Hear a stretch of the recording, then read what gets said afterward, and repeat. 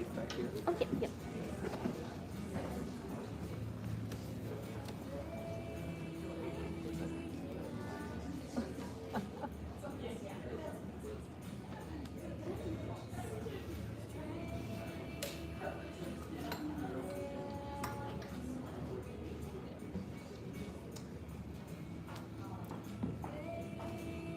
Appreciate you all being here Yeah, tonight. happy to.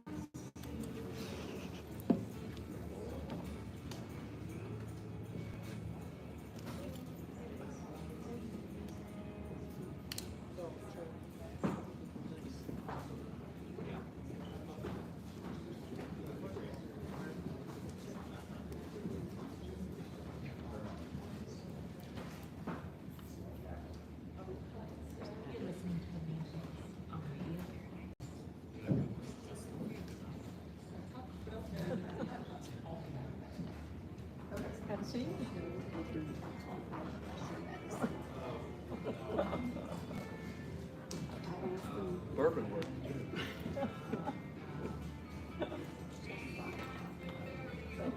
Somewhere else. Good? Okay. Let me just test this. Okay, there we go. Okay, good evening, folks. Thank you all for joining us. This is kind of our sort of kickoff presentation to a 2.5-day design workshop that we are doing to talk about the Lexington Urban Growth Master Plan. I just wanted to go over kind of a brief, it's a long presentation, so I'm gonna kind of run through the upfront stuff as fast as I can, because I wanna get to the good meat of everything that you all are here for. But first I wanted to introduce the team that's here, the consultant team that was hired by the Division of Planning, and working for Planning Commission, for the city in general, for you all as a community. So again, I'm Samantha Castro. I'm an urban designer from TSW. We're a design, planning, landscape, architecture, and architecture firm. And I'm the Lexington office lead. We have some folks here from our Atlanta office. We also have Gresham Smith with us. They are focused on the transportation and infrastructure piece. We have Robert from South Face. He's focusing on sustainability. We have a carbon neutral goal by 2050, and so we are trying to, weave that into our planning process for this urban growth plan, because it's for, the vision for the future of how we grow Lexington. As well as many of you probably found out about this event through Civic Lex, and they are our community engagement partners. So where we are in the process, this is what we consider to be a very quick planning process. It's exactly a year's time. So we started November 1st. We've kind of gone through our the gathering information and input piece. So we looked at the existing conditions, did a market analysis, sort of all the stuff that leads up to where we are today. And right now we are in the building concepts and draft plan phase. So we've kind of come up with the sort of initial concepts. You saw those in the hallway. And we're gonna be working these next 3 days to really refine those down. And then part 3, which sort of happens this summer and into, when we wrap up at the end of October, is what I like to call the carrots and sticks aspect of this all. So it's how through our regulations, can we change those and tweak those to ensure that the visions that we see as a community are also, outlast those of us that are working here, 10 years, 20 years down the road from now, so that those kind of stay true. So those are the sort of teeth. And then the carrot part is really about the infrastructure and how we find incentives for getting developers to build the types of development that we would like to see in these areas. So a little history about the urban growth boundary. We had the first urban growth boundary in the country. And if you all don't know what the urban growth boundary is it was a purposeful line that was formed in 1958 to delineate where the city wanted to focus their services. It helped keep down infrastructure costs, helped focus growth in an area instead of getting sprawl like many other communities. And it, it also helped maintain our everything that we love about the bluegrass, horses, agriculture, etc. Over time, we see the boundary expanding and contracting as different ideas of how we should grow came in and out. And then in 1996, we see the last big major expansion area master plan that occurred. So that's almost 30 years ago that we expanded. So really we're looking to how that works. We're looking at the lessons learned from that previous expansion and trying to learn from those and do a little bit better this time around. The 96 expansion, you'll notice, brought in the area around Childsburg and Hayes Boulevard, and then Polo Club. And then little tweaks over time, but essentially this is that's where we're at. So moving forward, when you all see these plans, we're really thinking of these as a long-term vision. So what's the vision for the next 20 years of growth, 30 years of growth? It's much further out than, we're not showing you what's being planned in the next 2 years. This is much further out, and how do we accommodate that? And there are really sort of 5 key elements that we are using as sort of our gut check all along the way. And these elements came from the comprehensive plan. So we are really looking at how these, we're thinking about building successful neighborhoods, improving our transportation network, helping to protect the environment, promoting equity, building jobs and prosperity, and then it's really our task, and then the task of the Planning Commission and planning to be kind of constantly gut checking us to make sure that what we're showing in these concepts is equating to to these things that are coming out of our city's comprehensive plan. So where we'll end up at the end of the concept phase, we'll really be looking at pulling these design concepts a little bit further along. Talking about how and where we build, how we protect the environment, conserve open space, how we get transportation and circulation through these areas.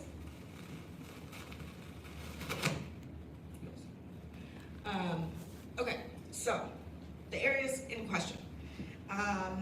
In October of last year, approximately 2,800 acres were approved for study during this master planning process. This kind of totals 5 different areas. So we've got area 1, 2, and then 3, 4, 5 are essentially making up 3 different major study areas at different edges of our community. So let's run through these fairly quickly. Area 1 is at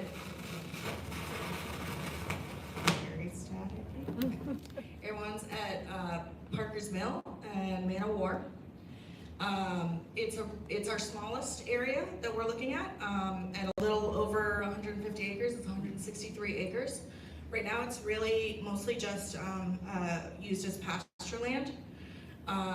There's a few barns, outbuildings, a house, and then Pine Needles Lane comes in here, and that's part of an HOA property. So, like I said, what you can see in this image, it's kind of it's a land cover map, and so what we're seeing is exactly what I said, mostly pasture land. What is interesting about this area out here in particular is all these areas that are striped through here are areas that are potential karst features. And so we try and look at those areas, and what the topography is telling us there is that there might be a potential sinkhole there. And so really all that's saying is, let's slow down, like we're marking that as a no-build area for now, but obviously any property owner or developer in the future would want to get a more effective geological survey done of that area, just to make sure that we can see the full extent of any of the karst features out there. And I say that, but all of Fayette County is pretty much one big karst feature. So when I say sinkholes, we see it everywhere. So it's not uncommon. It's not saying it's not a negative in by all means. In terms of vehicular traffic, we're never surprised to see the areas highlighted in kind of these little red pink dots are areas where we've seen crashes in the past 5 years. We're not surprised whenever we see them at kind of major intersections. What does surprise us is seeing them along Parker's Mill. And if any of you have driven that stretch of Parker's Mill, I think that you can all sense that it's pretty narrow through there. I don't know about you all, but I tend to be distracted by how pretty the landscape is. So, unsurprisingly, we have some crash data in there. So I think that the idea is we need to be thinking about that and how that impacts any future development. There's also the thought, this is the new Cardinal Run Park North. This is Cardinal Run South. So the big baseball area here.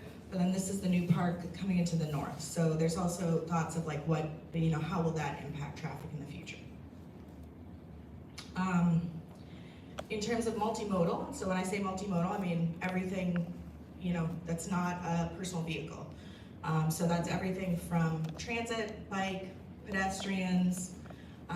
What does that look like out here? So transit is a little further afield, I would say.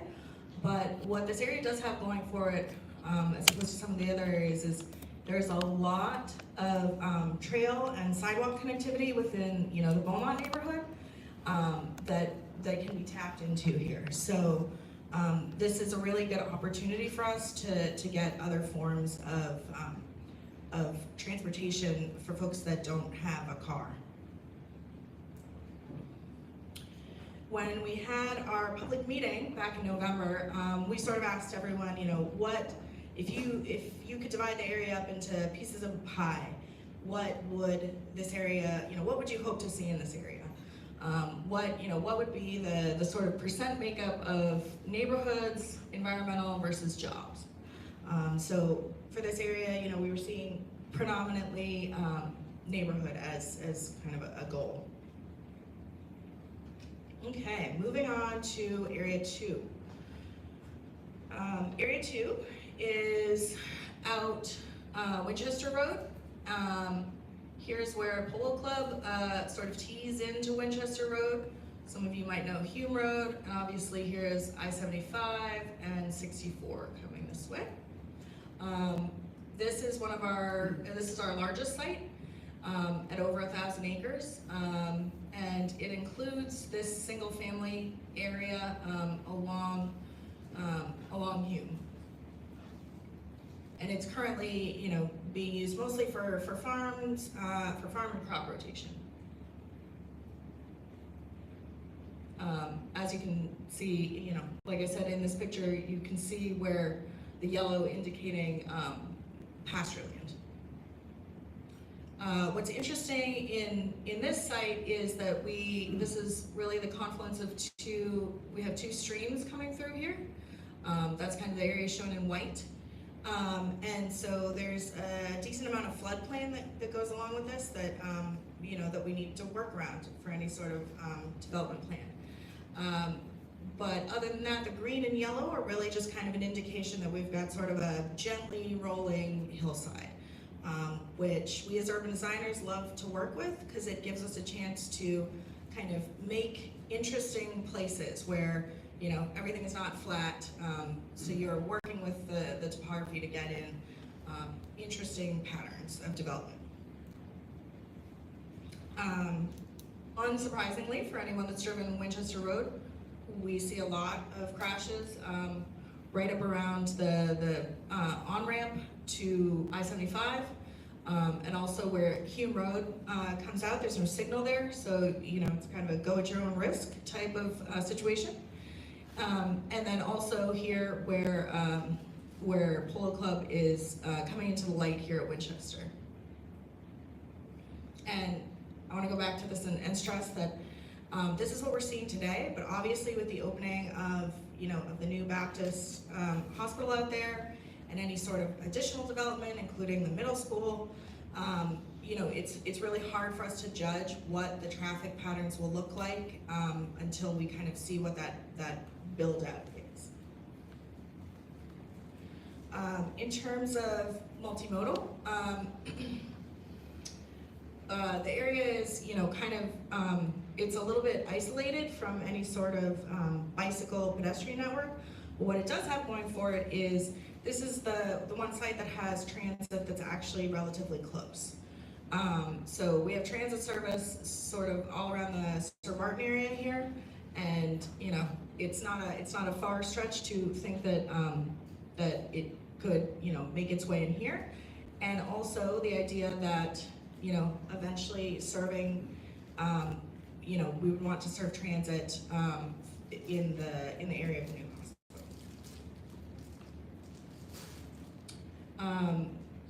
The community kind of wanted to see a healthy slice of environmental protection here, which is sort of unsurprising given, you know, given the large floodplain that we have here and the fact that this is, you know, farmland next to some pretty big horse breeding facilities. Okay, area 3, 8th and Spoonsboro. Here's I-75. The new soccer complex is going in down here. Here's Brenna Cohen. Here's Hayes Middle and Hayes Boulevard coming along through here. So this is, you know, very sparsely developed. It's mostly used for crop rotations at the moment.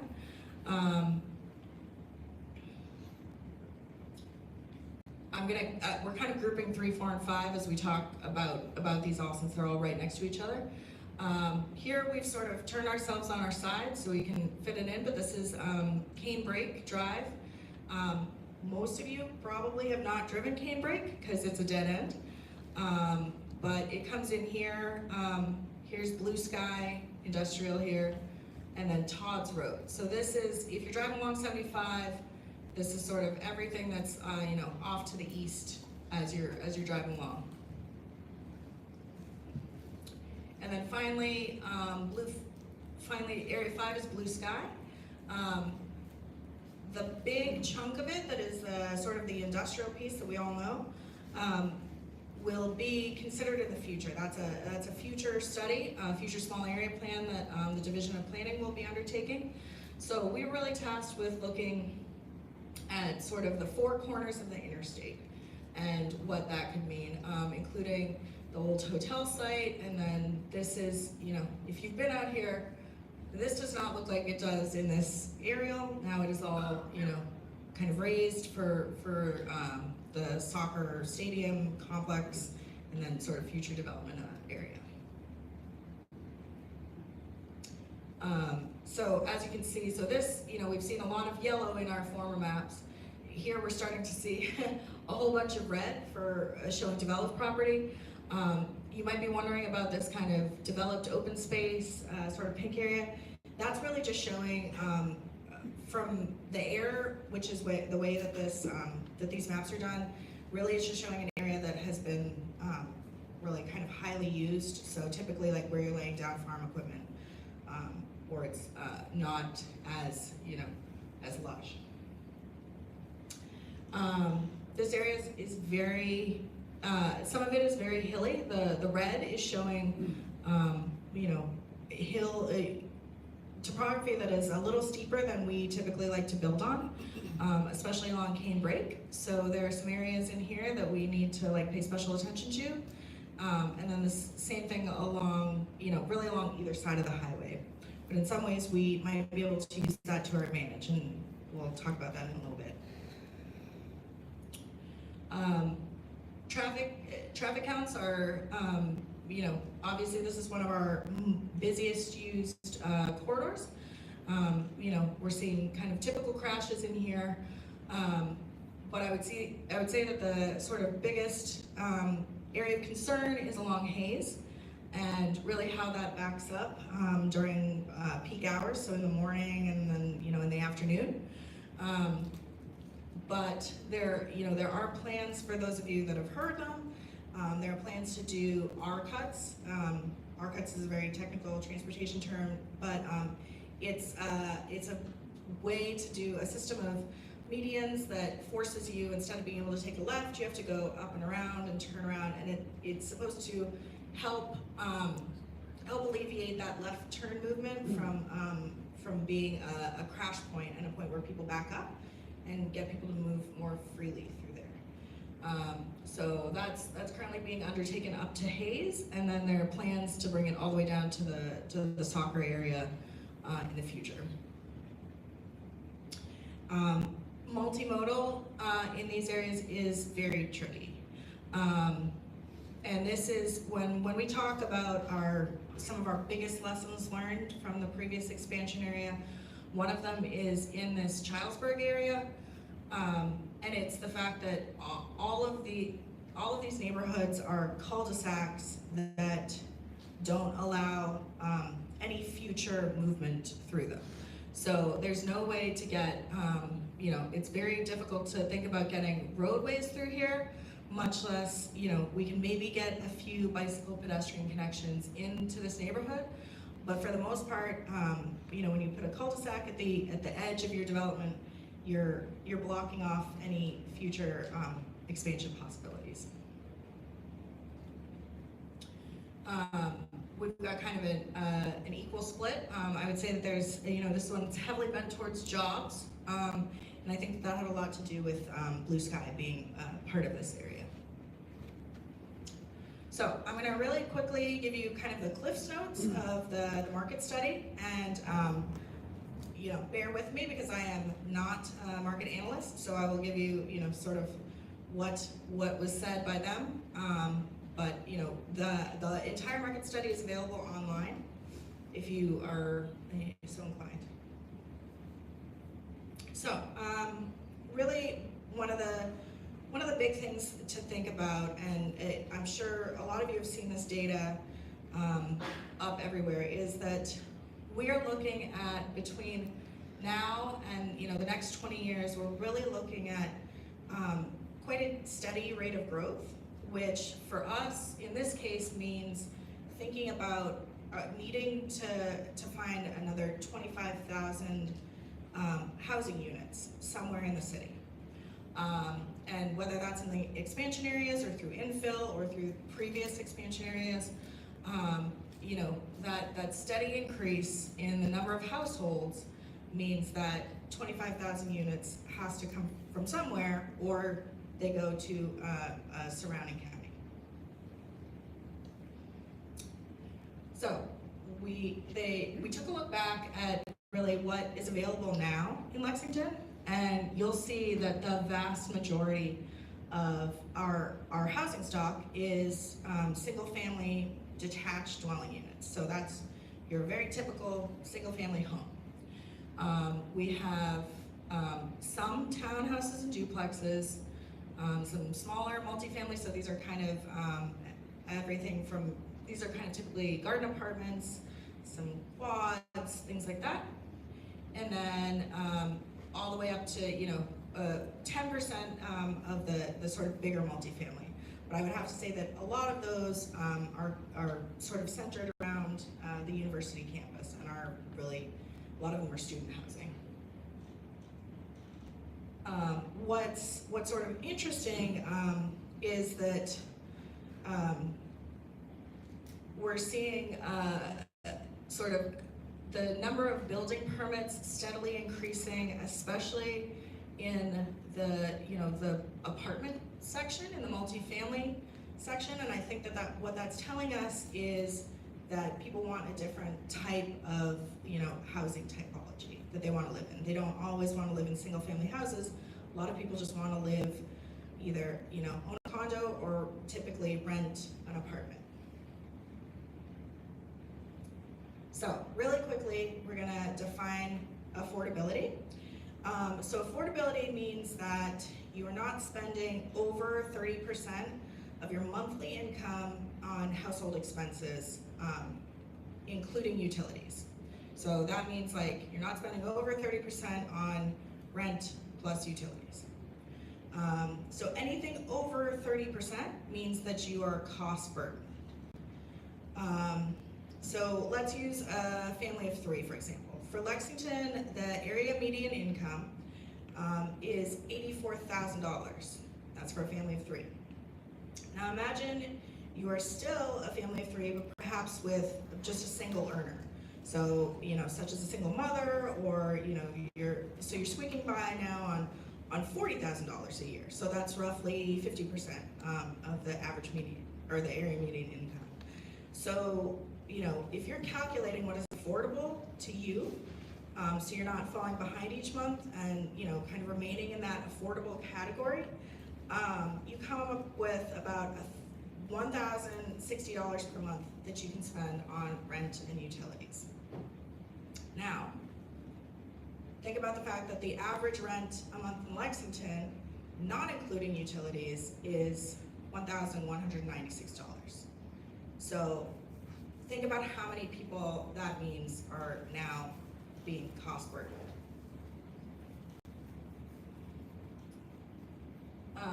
And that's not just for folks that are at the 50% mark. When we start thinking about the 80% mark, which is putting a family of 3 at around $64,000 a year, we're getting almost 19% of homeowners that are severely cost burdened. So remember, that's like over 50% is being spent on housing and utilities, and that's almost a third of our renters. So that's an incredibly large amount. So when we think about what people are looking for, I think that there's a big shift in what we're seeing in terms of the fact that people are looking for a wider range of housing types. They want more variety of price points. They want more variety of options of sizes of what they want to live in, how big the yards are, whether it's attached or detached. They want attainable housing, so not necessarily affordable in terms of the definition of affordable, excuse me, but attainable in terms of what makes sense in your price range that you can still plan to buy. And then people want walkability. And so walkability to amenities such as coffee shops, libraries, excuse me. And what comes with that means greater density. We also looked at different market sectors. So in terms of office, I think we all know that the office market is really in flux right now, thanks to COVID. So the little bit of office that we are still seeing are oftentimes folks downsizing their the original office square footage space that they had in favor of looking for something that is near other things.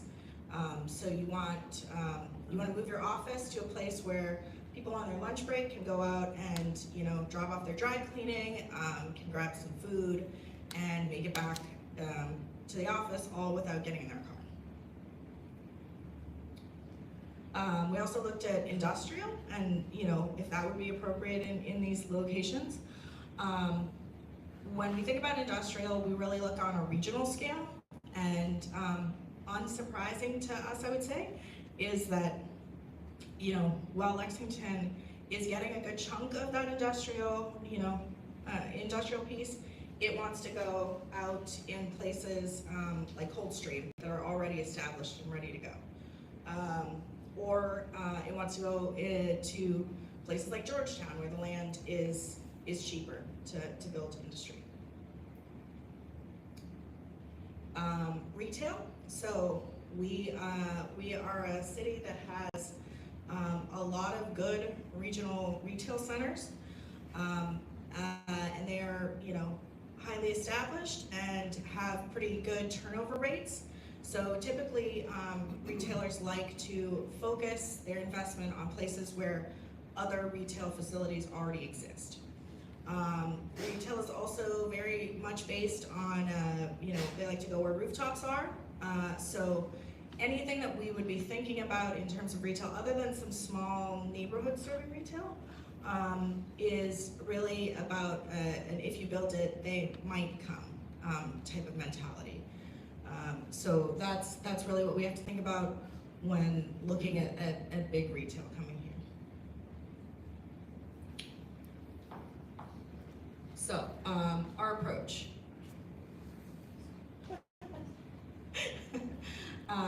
Again, so we're bringing us back to sort of our big project goals, and trying to keep those focused and ever present in our minds. So I'm going to turn it over to my colleague, Tom, and he's going to run through some of our big ideas on design principles. Good evening, everyone. First of all, we're very, very excited to be here. This is a phenomenal project, and we're honored to have been selected to do this. I think what I want to start off with is to tell you that we're fortunate in our company. We work all over the country. We have a 5,000 acre project going on in Tulsa right now. We have other work throughout the country, and what I've noticed over the last 30 years of this type of design that I've been working on walkable communities is that it's really starting to permeate throughout the country. And it's been fascinating just to be in Tulsa because we've gone through a lot of the same things that we're going through here, and they're very excited to see this change. And demographics are changing. Young people are living so much differently than we have in the past, and they want different types of housing. There's some great projects in Fayetteville, Arkansas. There's a young woman architect. She's building 600 square foot houses that have 1 bedroom, 1 bath, living room, and she built about 12 of them, and they are sold out before she even started building them. And they are mostly bought by single individuals. And eventually, if they were to marry or go up or have partners, they'll probably go to a larger house. But the fact is, there was this great demand for it, which they didn't think there was a demand for. So I think what we're looking at here is what are the types of housing components that are not here in the Lexington area that there would be a huge demand for, but just aren't being offered to you. So I'm going to touch on that towards the end of it. Then the project will go over some of ideas that we're using throughout the United States. The other most important part of this is that, and why I love doing what I do, is we're not creating a residential subdivision where you go to your house and then from there you got to go anywhere else you go, you've got to get in your car and go. We're trying to create communities where you can park your car and use it much less. You're going to use it over the weekends, but instead of taking 10 trips a weekend, you're going to take 5 trips. So you reduce the car trips. And I've again been fortunate to live in these communities and design these communities, and it's very gratifying to come on a Friday in one of our projects and we'll see 30 golf carts out in the town center because everybody came to their cars with their kids or their bicycles or bikes and so forth. That's the kind of community. There's this connection with all their friends that they're visiting that. Everything that we design from now until we finish in October will be towards that that goal, is to create community, not just housing, but community, and how does that interface throughout the projects. And we want to bring residential, we want to bring schools, we want to bring churches, we want to bring fire departments, we want to bring police departments within these communities. And a lot of times, if you have these type of communities, most people want to stay within their own area, so they're not going across town for entertainment. They have it within their own area.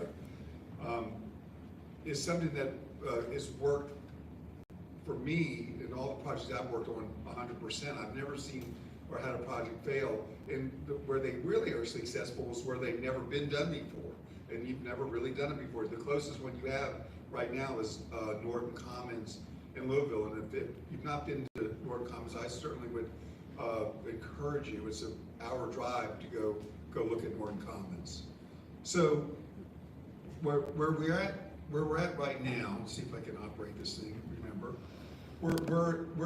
we come up with the framework, which you saw outside in the hallway, or the first seeds of an idea of how the property might be used. And the thing that we're doing, and they'll be in the notes, but we're really trying to connectivity and create connectivity, not just within our own community, but to the next communities that come in advance. What we try to do is when we design something, we want to make sure that there's additional roads that it'll plug into. If you look at all the great first suburbs in America, they would do a neighborhood, and then another neighborhood would come along, and they would just plug into it and plug into it. So you have this constant circulation system, not all this cul-de-sac system. The minute you do a total cul-de-sac system, you can't, everybody has to then go out and get onto one road. And that's everyone, the first thing we always hear is there's too much traffic. Well, the traffic was caused because you created all these enclosed communities and you have to go to one road, and that causes just an incredible amount of traffic. Before I go to the show, I lived in Memphis for 7 years, and I had 5 different roads I could go down. It was all a total grid system in Memphis. It was so nice because I could listen to the radio. They didn't have GPS back then, but I could listen to the radio, and they said, well, Popular there's a crash on that, so I could go over to another road and go down that road. If that road was too busy, I'd go to another one, and I lived about 5 miles from work. I always got to work within a reasonable amount of time, so it really shows you how, if you have a more porous community, how much better it is. And the best thing too is if there's an emergency, fire and police can get to your place much faster time than if it's in a community that's totally closed in. So from an emergency standpoint, so what we're going to try to do is create these kind of communities, and we really go out of our way to preserve the natural drainage systems. I learned that from living in Atlanta. The older communities, they preserve the natural drainage systems. They built around it, and houses face into that. And we found out when you build a house facing into a park, they sell for anywhere from 20 to 25% more than a house that doesn't do that. So there's a lot of advantage to that. So I'll run through this. The process that we're in, we've gone through the understanding. We're starting to develop these rough ideas right now. When are we able to, I mean, anybody can drop by on Tuesday or tomorrow afternoon. We'd love to have you. We'd love to get your input on that. And then we have this workshop where we get community input, adjust the big ideas, develop concepts, and then we just refine them. And we had a number of people come in today that are landowners, and it's really great to get that feedback early on. We met with the school board. We're getting early on input from them. I want to meet with the fire department and the police department. We all want to get this way ahead of time, as opposed to coming up with a design, showing it to everybody, and then everybody has to react, as opposed to being proactive. So again, your input is valuable to us. So this is the principles of design: mixed use and diversity, mixed housing, gentle density, and I'll talk about that a little bit more. Connectivity, multimodal transportation, and sustainability. So what we're really trying to do is, with the mixed use and diversity, you really get the build successful neighborhoods, to create jobs, and you're promoting social, racial equity within that. So each one of those has something important. To me, the most important one is the connectivity, but they all interplay and have an important part of this process.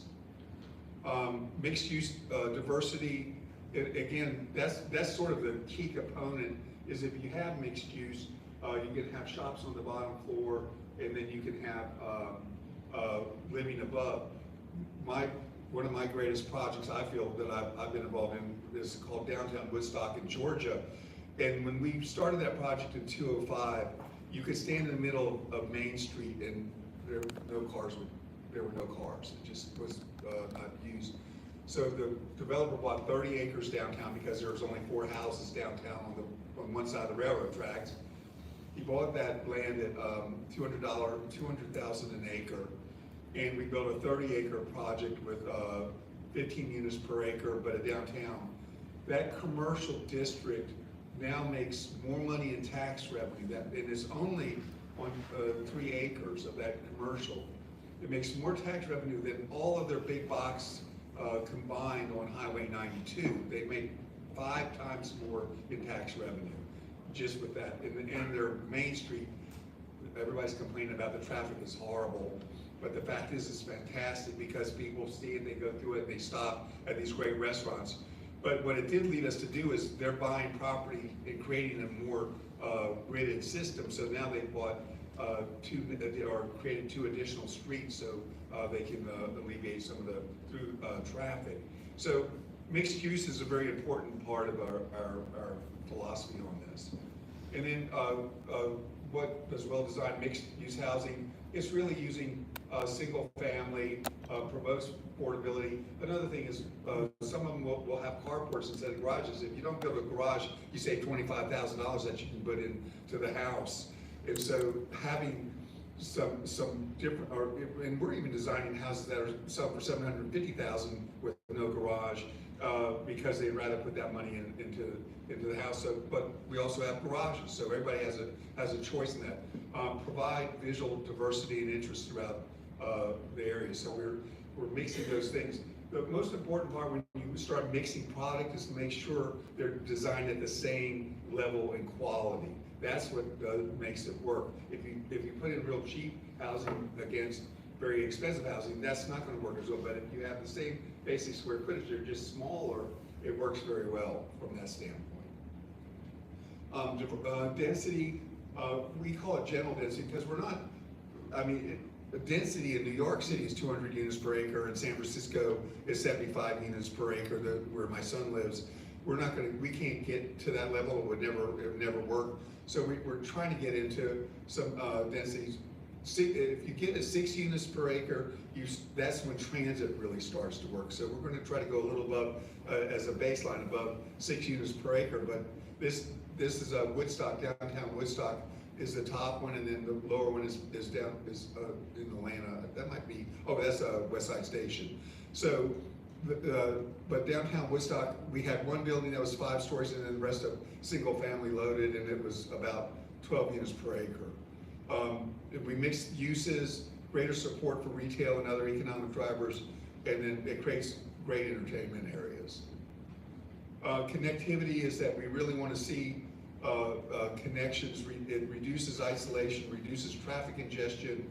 It's greater for transportation safety, greater opportunities and flexibility. So we really want to do that. And there's another project or a community in Atlanta in 1985. If you were to go into Google Earth, it's all farmland like you have now.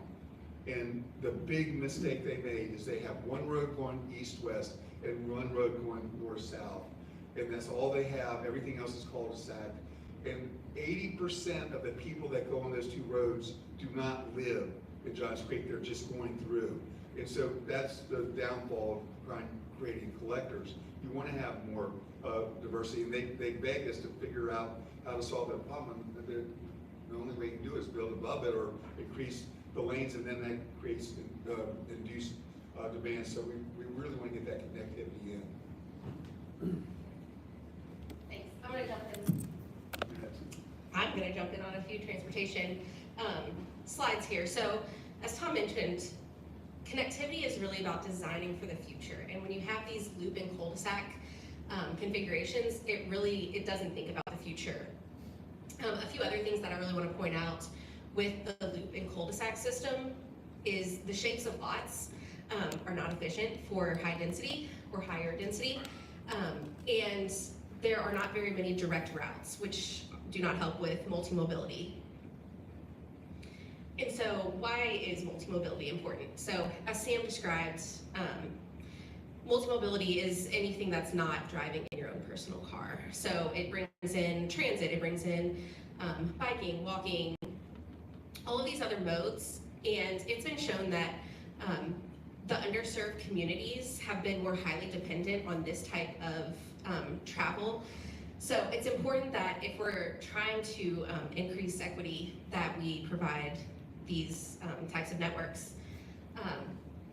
Also, kind of connecting back to the connectivity, Sam mentioned that the buses and getting Lexington out here to a lot of these areas are going to be difficult already. So we need to go ahead and design the best possible solutions that we can give them to encourage them to come. So instead of having, just coming out and going back, having these circuitous routes that hit lots of places, and that is why connectivity and multimodal is important. So we need to make sure that we're designing for all users in our transportation networks, and this is helping create that shift in equity that I was talking about. And finally, it encourages an active lifestyle and provides those active transportation opportunities. Those opportunities kind of go back to, as well, to what Tom said about it gives people a sense of community when you're getting out, getting around each other, biking, walking to places instead of just being in your car. And in the end, that's going to help provide an increased quality of life as well. Alrighty, just moving right along. Okay, so this is we're going to give you a couple examples of projects. I won't stay on too long. This is called Glenwood Park. We did this in 205. This was in a concrete batch plant, so there was not a tree in this area. It's a very high crime area at the time, and this is how many use? Well, so we have mixed use of housing. That area that's the detention system, but it's also a park for the kids, and there's a fountain in there. And then we have different use of buildings, and we connected back into the existing neighborhoods.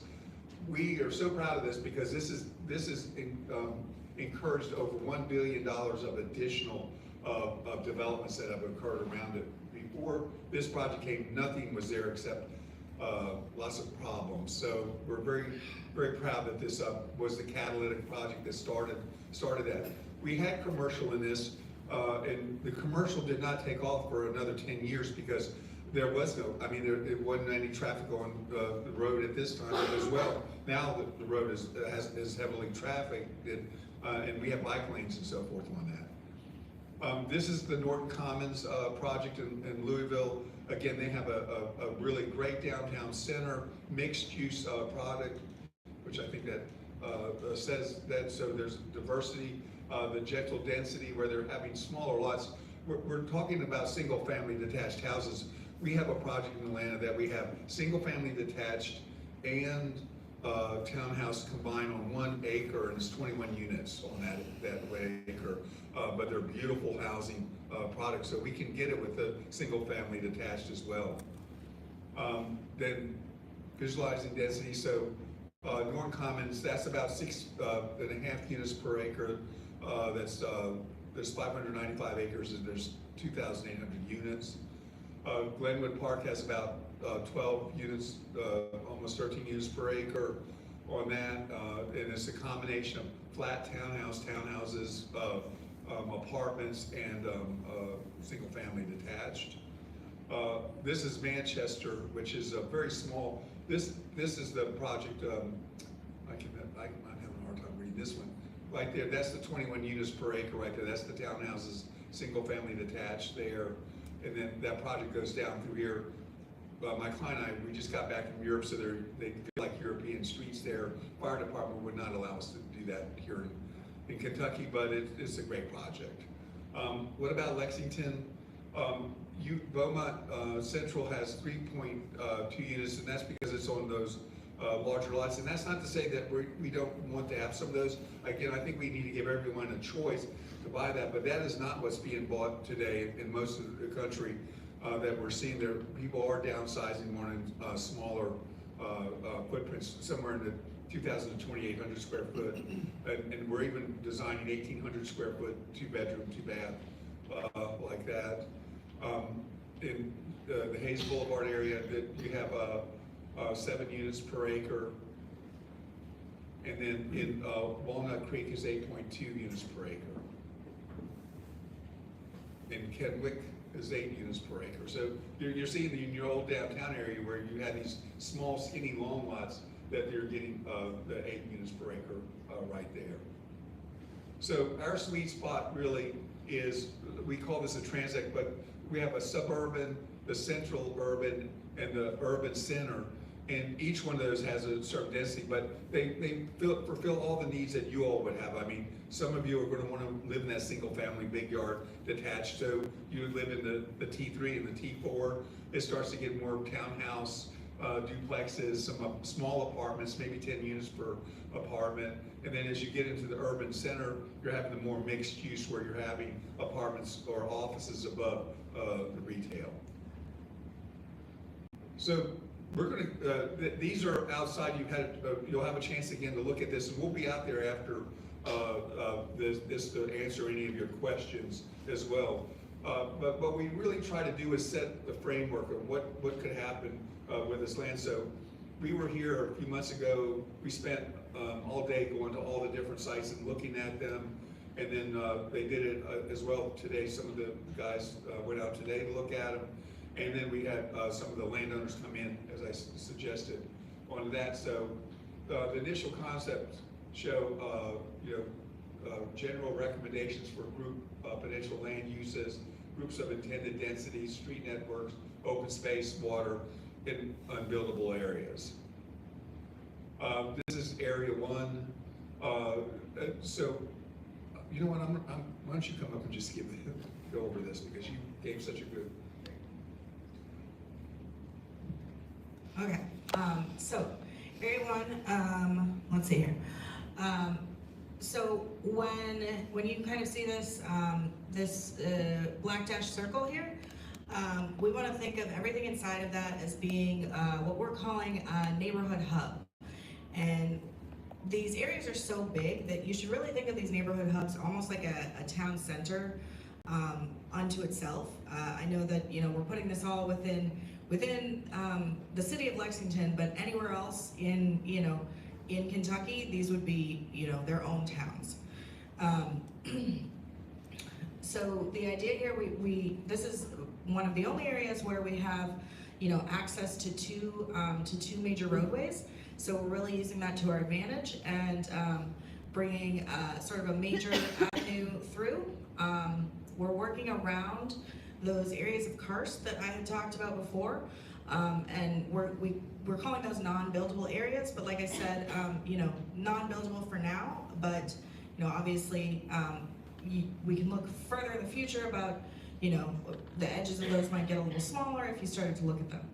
But at the moment, we're trying to work the circulation pattern around those areas first, and that's sort of our first step is laying down the circulation and then putting in the land use afterwards. So we have this idea of our first neighborhood hub here is right up along Manowar Boulevard, and then transitioning the sort of density and intensity down from sort of what Tom was showing as being a little more urban, down towards this medium density, which is a lot more of your sort of what we call missing middle. So apartments, quads, townhomes, and then into we're calling it low density, but it's still a little more dense than what we're seeing in the existing neighborhoods here. For area 2, so this is the area that's Winchester Road again, Polo Club. We were very constrained here in terms of the fact that you know, we're pretty landlocked here with the highways on this side, and really just having, you know, an access point out onto Winchester Road, and really trying to move around and away from this existing single-family neighborhood and Hume Road, which, if any of you have been on, is you know, a nice small local road that we want to be able to keep the character of. So we do that by really pushing our sort of avenue boulevard out to the side, and then thinking about getting in at least, you know, 2 of these additional neighborhood hubs, and pushing, again, transitioning back that density into, you know, as we move further into the site, and then really using the existing floodplains as some of our amenity spaces. So how can we work around those for those to be some of our major parks, open space, greenways, part of our trail system, etc. Then Area 3, so again, Athens, Boonesboro, Rennecowan, Childsburg. This area, like I said, lessons learned.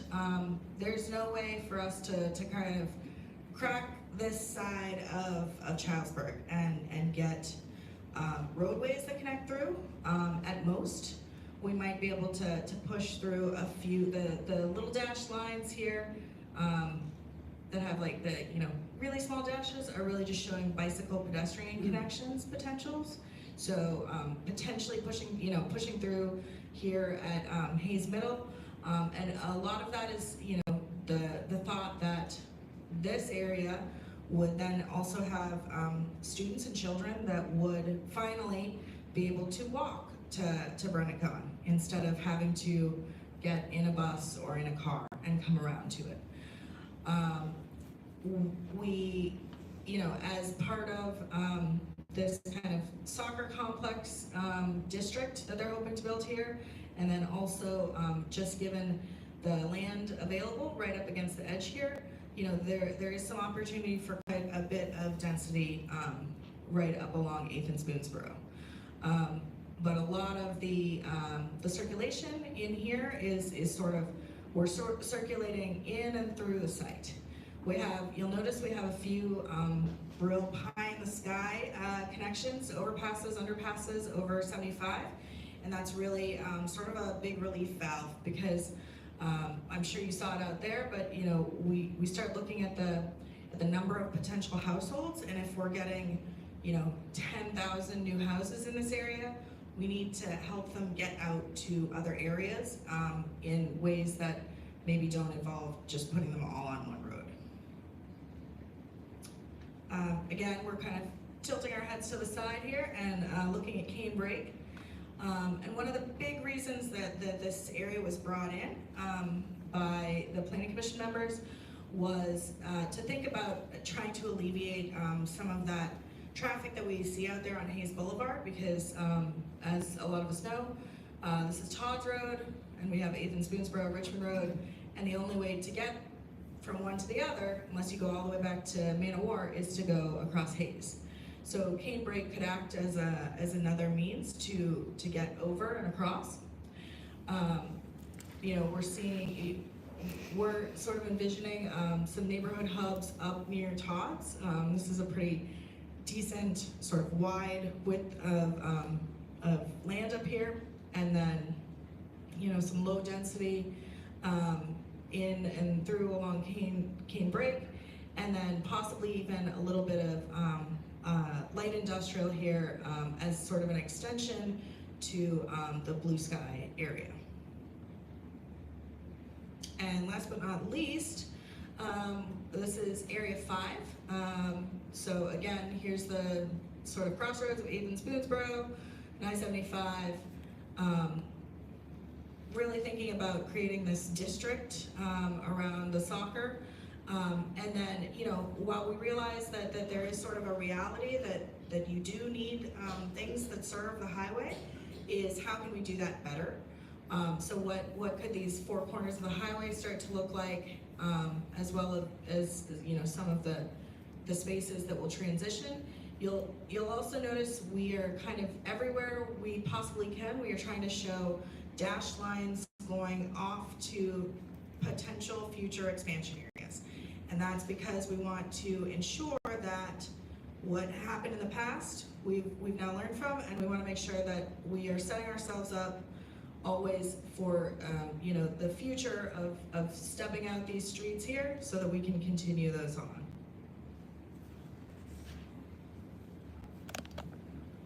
I think one of the most important elements too of this, as I think about this, is that instead of having to get additional farmland, which we're trying to protect, we want to keep as much farmland as we can, is that if you go with these kind of gentle densities, you're going to be able to, this is going to last much longer, and it's going to be more valuable and again, more community oriented. This is a project we're doing in Tulsa, right? As you can see, we have about, this is about, oh, good gracious, it's about 8 units per acre, 9 units per acre in some areas, and then about 50 units per acre in other areas, I'm sorry, in this area. But we've saved, because we made such small lots, we're able to save great expanses of green space. We're calling the Grand or the Central Park here.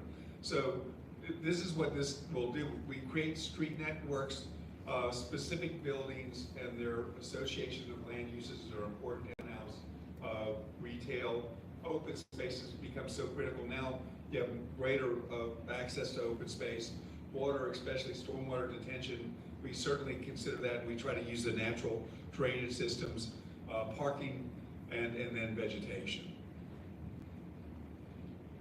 So the types of housing that we might be appropriate for this. So we want to go over quickly some of the housing that's been very successful throughout the country. These are the single-family small lots. This unit here is about 1,800 square foot, or I'm sorry, it is 1,800 square foot. It's a 3-bedroom, 2-bath, a bath, 2.5 bath. This is the 600 square foot unit, but they can vary in sizes. So some lots are almost 100 foot deep, more of a traditional type lot, and then some of the lots are smaller lots. And then you have these accessory buildings in the back as well. And I think we're going to talk about that. Townhouse product. There's not a lot of townhouse product up in this area, but it's really good housing. When I first moved to Atlanta, very little townhouse. Now there's just tons of it. And it's not that it's affordable, it's a good price point. It's just it allows us to get some more density, and there's a lot of people that do like living that lifestyle. We call these garden apartments, but they don't look like garden apartments anymore. This might be the entry to it, so there's doors, the open breezeways are gone. You have outdoor seating, the porches, corner lots. So we really try to make it feel more like it's on a street. So there might be outdoor porches along that main street, parking in the interior, but it still has a street system and a grid system that it connects into with green space. The cottage court is a very, very popular product again, and they're much smaller. They're usually 1 story. A lot of retirees are moving to the cottage courts area.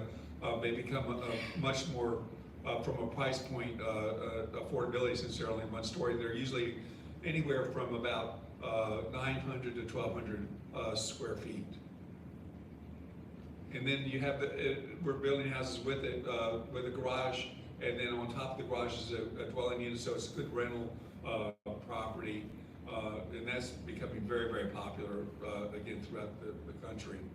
So as we go through this process, we won't get to it in the next 2 days because there's not time, but what we're going to do, this is what we're going to use as our guide for housing products. So we'll have some duplexes, quadplexes, and multiplexes. These are tested products that we've used in other areas of the country, and it just helps get that density up. But they're 2 units, 4 units, 6 units, and they don't all happen in one area. They get dispersed throughout the community, and they look like larger homes that are within the community. So we don't want to put everybody in one area. We want to disperse it throughout the neighborhoods. And these are some great examples of existing or new versus older ones that have been used throughout the country. This is one we did. This is sixplex. This is an old one that's been built during the 30s. These two are the 30s, and these are the newer ones right here. And then you get to the single family detached. You can see this one is 13 units per acre. It's about up to 2,000 square foot. It is, each one of these has a garage in this case, except for the last one. This lot here is, so that's a 70-foot deep lot now by 28 feet. And you still have a 3-foot side yard on that, and then they just build up a little bit more, and you can see the densities on each one of those. But we tend to use those throughout the project for the single family detached. This is a townhouse type product where you go 18 units per acre. Those are 20 by 45, 18 or 22 by 50s, and then 27 by 30. And those you can put the master down, and those are hugely popular with retirees. And you can put an elevator, you can have a small elevator in those. So those, we design and build a lot. We don't build them, but we design a lot of them. They get built a lot. And then you have this missing middle that we're trying to find, the 13 dwelling, 15 dwelling units per acre, which is really a duplex. Then you have a sixplex here, which is a 50 by 60. And what it is 2 units and then two, and two. So you get these 6 units, you have a hallway in the middle, and you actually put an elevator in those as well for that 3rd floor. And again, those down in Beaufort, South Carolina, and Habersham, that during the Great Recession, those are the only buildings that sold. And it was funny, people in Michigan sold, I guess, up there, and then they moved down to Habersham and bought those. I mean, totally bought all the units of it. It was unbelievable. So Michigan is in South Carolina now. So the final thoughts are, this is, again, Norton Commons, where you have, this great gentle density, all these urban parks, and this connectivity. And so you refine, over the next couple days, we're gonna refine some of the designs we did. We're gonna advance the concepts when we go back to Atlanta. But we're gonna have them interim, and we have a website. We love input from everybody. We're trying to get input as much as we can as we go through this. One of the things by having these smaller units, we can protect the environment. We will save every swale that we can to use that as the existing drainage, so we don't have to make all these ugly detention systems. Plan for the future connections. Again, if we do that, we won't have all the traffic issues that you're having today. And then plan neighborhood connections that allow for live, work, play, have all of them together, so you're not having to get in your car and go 10 miles to work, and provide housing options that that has lots of diversity in them. So with that, we thank you so much for coming out. Are we, any questions? Or yeah, if you'd like, we can meet in the hall. If there's any questions right now, we'll take a few.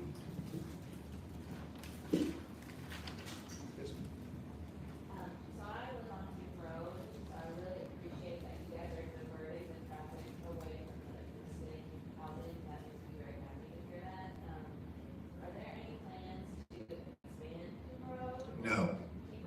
The first day I got there, I said, this road has to stay.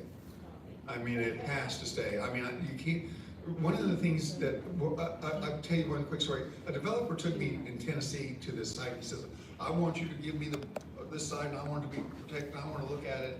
So there was some old houses on it that were during the Civil War, and then one was 1774. And I came up with all these ideas, and he said, no, tear all that down and get rid of all that stuff. And I said, why did you even have me come out here? Because you said save the value of this land. It was so beautiful. And what we're trying to do is, having gone out to these sites, we're trying to save the natural features. We wanted to take advantage of what topography you have, because even that 3-dimensional up and down adds so much energy in the neighborhoods. But when we saw these small streets, we try to protect those as much as we can. If you got trees on both sides, we want them to stay. We'll help chain ourselves to the tree if they try to take them down. Another question about the road. So, in previous, talks about expansion, they were talking about bringing sewer in. So right now we're on, we don't have sewer, so how does that work? Like, are existing homeowners forced to connect to the sewer? I don't have any answers on that. I don't know if there's anybody here on that. I don't know we're gonna get that far in the project. We're just basically taking what the owner's land and developing it, but we're not gonna go into that'll be the next level. Yes, ma'am. As your design work moves forward, I appreciated the talk about the greater density, the gentle density, and so forth. And I wonder where these areas for designated expansion abut farmland that will remain agricultural. Is there any consideration being given to buffering at the edges of the expansion areas so that the remaining farmland outside of that isn't butting right up against housing, industry, whatever might be within it? Curious to know. Yeah, and I think that's, as we refine these concepts, we're gonna look at how these master planned areas transition into the adjacent agricultural land or into the adjacent neighborhoods. It's very important to us that there is that, transition both in height and density and, sort of what that looks like. But I think you'll kind of see that we're still very much in the sort of big colored glove phase at the moment. And so I think that in the next, in the coming month or so, as we refine these concepts, we're gonna dig a lot deeper into sort of what that transition looks like. I do want to say that what's important about this whole process is that I'm encouraged by the city staff wanting us to push this up, because the more density in doing it right, the more we get, the less we have to move into farmland. I am a big proponent of trying to save not only the horses, but the farmland as much as possible. So instead of that timeline being 20 or 30 years, it's 70, 80 years out. And hopefully it's not that, because maybe they're retrofitting. I just did a project in Sandy Springs, Georgia, where they took all these dead commercial areas that were about 15 to 30 acres, and we redesigned them for developers to come in and develop those versus going out into any of the green fields that they have left.